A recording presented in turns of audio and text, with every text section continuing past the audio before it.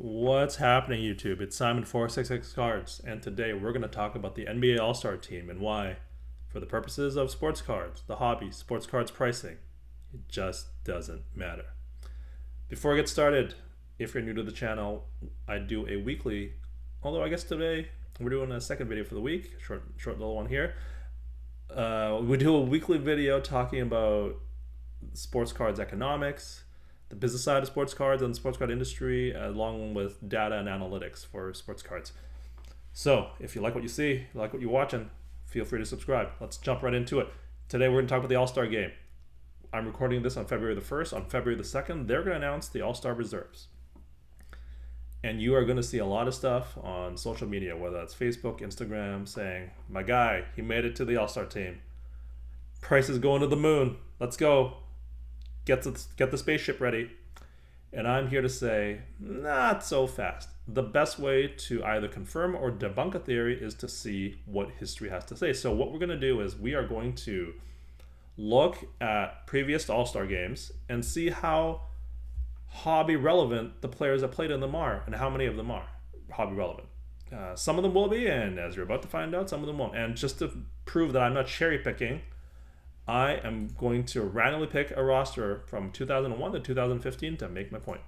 So we're going to 2012. So here we go. 2012. Let's take a look. So Chris Paul, sort of, but like not really. Let's be honest here. Who's buying CP3 cards? Kobe, yes. Obviously. Durant, obviously, yes. 3. Blake Griffin, no. Bynum, no. LaMarcus Aldridge, no. Marcus All, no. Kevin Love, no. Steve Nash, sort of. Dirk, yes. Tony Parker, not really. I'm gonna say no for Russell Westbrook. Maybe you can decide. Like, I do not like Russell Westbrook's game or anything about how he plays, even back when he was in his quote unquote prime. But like, so for the purposes of this, I'll say yes. But like, if we look at this, Kobe 1, Durant 2, Dirk 3, Nash 4, and then maybe Westbrook 5, and Paul maybe 6. Like, there's a lot of like really being generous here, and even then it's like 6 out of 1, 2, 3, 4, 5, 6, 7. So 6 out of 12. So that's half the roster, but that's being lenient with both Nash, Paul, and Westbrook. If we exclude those guys, it's just Kobe, Durant, and Dirk, right? In the East, Bros, yeah, sort of, maybe. I don't know. You guys decide. I'm gonna say not really, but Wade and LeBron, sure.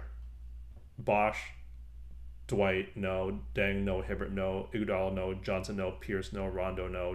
Darren Williams, no. So that's 2, maybe 3 guys, if you include Derrick Rose, for the East that are relevant today.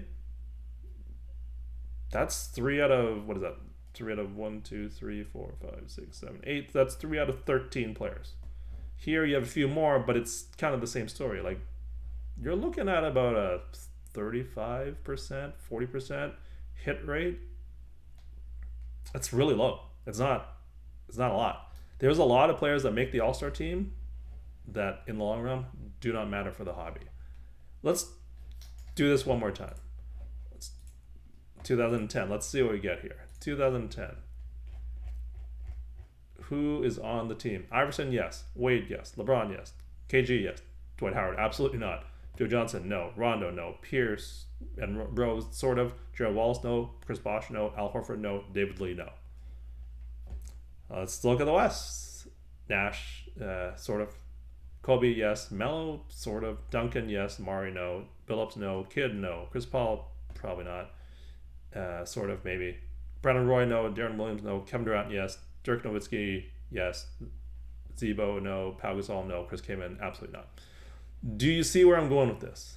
Now, just because you make the All-Star team doesn't mean you are going to be hobby relevant. What you're really seeing here is the number of selections is the thing that's important, right? If you are Kobe 12-time, Tim Duncan 12-time, Jason Kidd 10-time, and even then, is he really that relevant? But on this side, 11-time for Iverson, 13 for Garnett. LeBron was still 6, but there's obviously more to come. It's not just about making the All-Star team once. It's about the longevity of your ability to do so and being able to not just be good for a moment in time, but building that legacy, becoming that iconic player that transcends over time, over multiple years. Making an all-star team is a great honor, but it doesn't mean you become instantly hobby relevant. It just means it is one foundational building block, but there are many more steps and many more building blocks to go to build that legacy to be hobby relevant long term. So if you hear about how someone made the all-star team, prices should be worth more, just look at any roster, literally any roster from 2000 to 2015. You can go back 15 years. You don't want to look at anybody from 2016 onwards, just because people are still excited about players as they're playing. But like, this gives you a little bit more of a historical perspective on players from the past, that basically a lot of these players, they're going to zero. Like, I'm sorry, but Zach Randolph and your family and your friends and your fans, there's just not a lot of you, many of you out there, so that's why your cards aren't worth anything. And that's just the way it is. So that's the video. Let me know what you think in your comments about people getting a little bit too overexcited. Am I about the All-Star game? Am I missing the boat here? I don't think I am, but if you have other thoughts or comments about people building the hype machine around the All-Star team and game, let me know in the comments, or if there are any additional thoughts that you want to provide. As we always do on the channel, we are going to do a preview of the next video, and this one is going to be a little bit of a fun one. Are Kabooms going mainstream?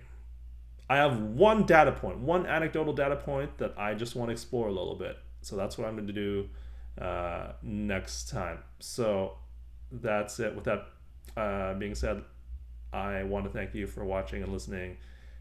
If you want to find me on Instagram, I am on Instagram at Simon466cards as well.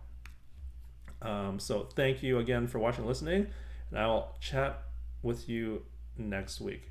Cheers.